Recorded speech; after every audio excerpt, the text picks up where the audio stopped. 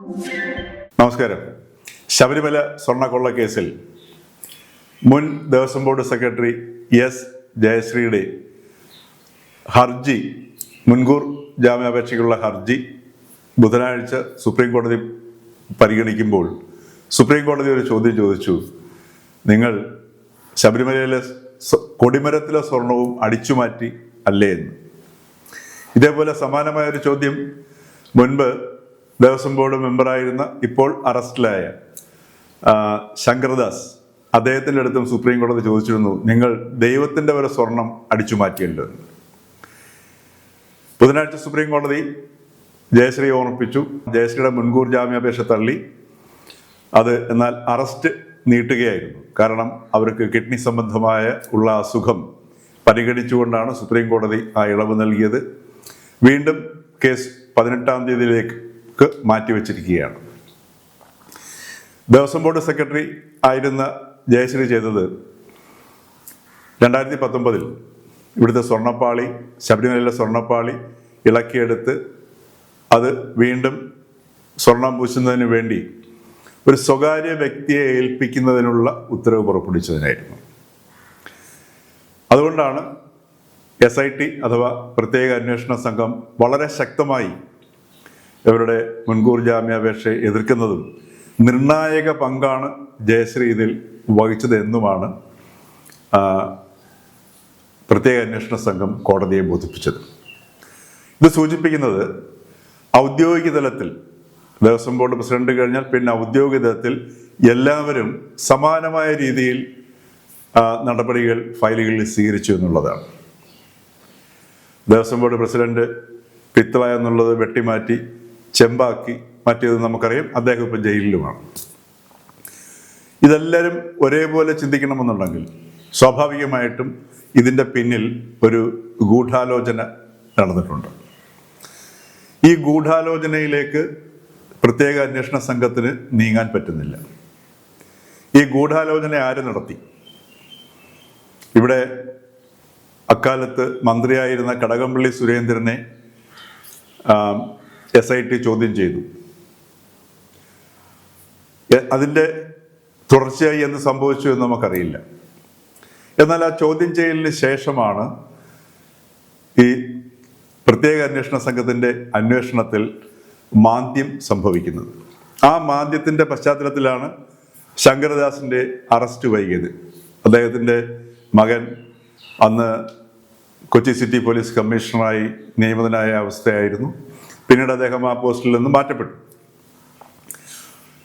ഇത് മനസ്സിലാക്കി ഹൈക്കോടതി നിശിതമായ വിമർശനം ഉയർത്തിയതിനെ തുടർന്നാണ് ശങ്കർദാസ് പിന്നീട് അറസ്റ്റിന് തയ്യാറായതും ശങ്കർദാസ് കാട്ടിക്കൂട്ടിയ നാടകമൊക്കെ നമ്മളുടെ മുമ്പിൽ നിലവിലുള്ളതുമാണ്.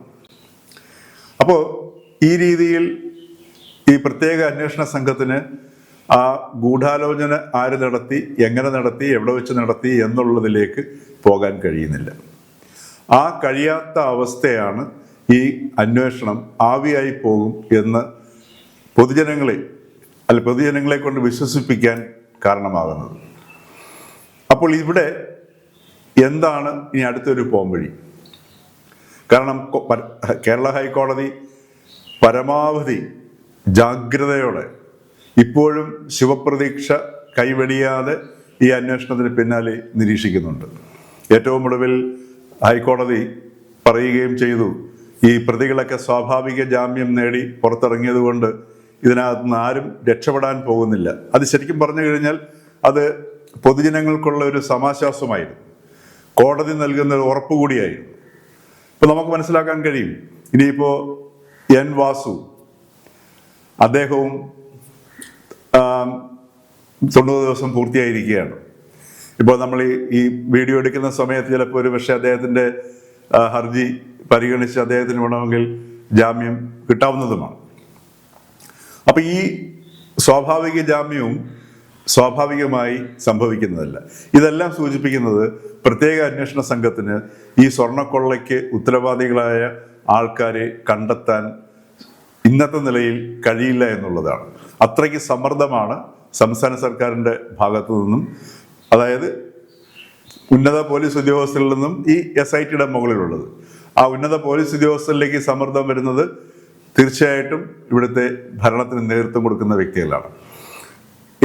ഈ കടകംപള്ളി സുരേന്ദ്രൻ, അന്ന് മന്ത്രിയായിരുന്ന കടകംപള്ളി സുരേന്ദ്രനെ പ്രത്യേക അന്വേഷണ സംഘം ചോദ്യം ചെയ്തു, വിശദമായി ചോദ്യം ചെയ്തു എന്നാണ് നമ്മൾ അറിയുന്നത്. എന്നാൽ അതിനുശേഷം എന്ത് സംഭവിച്ചു എന്നുള്ളത് അവ്യക്തമാണ്. അതിനാൽ ഈ കേസും തെളിയിക്കപ്പെടാൻ പോകുന്നില്ല എന്നുള്ളതാണ് ഒരു സാമാന്യ ബുദ്ധിയിൽ ചിന്തിക്കുമ്പോൾ നമുക്ക് മനസ്സിലാകാൻ കഴിയുന്നത്. ഇതെല്ലാം സൂചിപ്പിക്കുന്നത് പൊതുജനത്തിന് പൂർണ്ണ ബോധ്യം, ഈ അന്വേഷണ സംഘത്തിന് മുന്നോട്ട് നീങ്ങാൻ പറ്റില്ല എന്നുള്ള പൂർണ്ണ ബോധ്യമുണ്ടായാലും തങ്ങൾക്കത് ബാധകമാകില്ല എന്ന രാഷ്ട്രീയ നേതൃത്വത്തിൻ്റെ നിലപാടാണ് യഥാർത്ഥത്തിൽ ഈ പ്രതികൾ, ജയിലിൽ കിടക്കുന്ന പ്രതികൾ സ്വാഭാവിക ജാമ്യത്തിലൂടെ ഇറങ്ങി വരുന്നത്. മിക്കവാറും മുൻ ദേവസ്വം ബോർഡ് പ്രസിഡന്റായിരുന്ന പത്മകുമാർ ഉൾപ്പെടെ എല്ലാവരും തന്നെ പുറത്തു വരികയും ഈ കേസിൽ തൊണ്ടി മുതൽ കണ്ടെത്തുക എന്നുള്ളത് പ്രത്യേക അന്വേഷണ സംഘത്തെ സംബന്ധിച്ച് വളരെയധികം വിഷമകരവും ഒരുപക്ഷെ തീർത്തും അസാധ്യവുമായ ഒരു കാര്യമായി മാറും. കാരണം ഇത് ശബരിമലയിൽ നിന്ന് മോഷ്ടിച്ച സ്വർണമാണെന്നുണ്ടെങ്കിൽ സ്വാഭാവികമായിട്ടും അത് ഉരുക്കി മറ്റൊരു രൂപത്തിലായി മാറിയിട്ടുണ്ടാവും. മറിച്ച് ഇത് പുരാവസ്തുവിൻ്റെ മൂല്യത്തിൽ വിൽക്കപ്പെട്ടിട്ടുണ്ടോ എങ്കിൽ തീർച്ചയായിട്ടും ഇത് കടൽ കടന്ന് മറ്റ് രാജ്യങ്ങളിൽ എത്തിയിട്ടുണ്ടാവും. അപ്പോൾ ഈ രണ്ട് പശ്ചാത്തലത്തിലും ശബരിമലയിൽ നിന്ന് കൊള്ള ചെയ്യപ്പെട്ട സ്വർണത്തിൻ്റെ തൊണ്ടി മുതൽ കണ്ടെത്തുക എന്ന് പറയുന്നത് അസാധ്യമാവും. സ്വാഭാവികമായിട്ടും നാളെ കോടതിയിൽ ഇത് വിചാരണയ്ക്ക് വരുമ്പോൾ തൊണ്ടി മുതലിൻ്റെ അഭാവത്തിൽ വില കൂടിയ വക്കീലന്മാർ വാദിക്കുകയും ചെയ്യുമ്പോൾ സ്വാഭാവികമായിട്ടും ഈ പ്രതികളെല്ലാവരും കൈയും വീശി സ്വതന്ത്രരായി വീണ്ടും പുറത്തേക്ക് വരികയും വീണ്ടും ഇവരൊക്കെ തന്നെ ദേവസ്വം ബോർഡ് പ്രസിഡന്റും മറ്റുമൊക്കെയായി അംഗങ്ങളുമൊക്കെയായി മാറിയാൽ പോലും വർത്തമാനകാല കേരളത്തിൽ അതിശയിക്കാൻ ഒന്നും തന്നെയില്ല.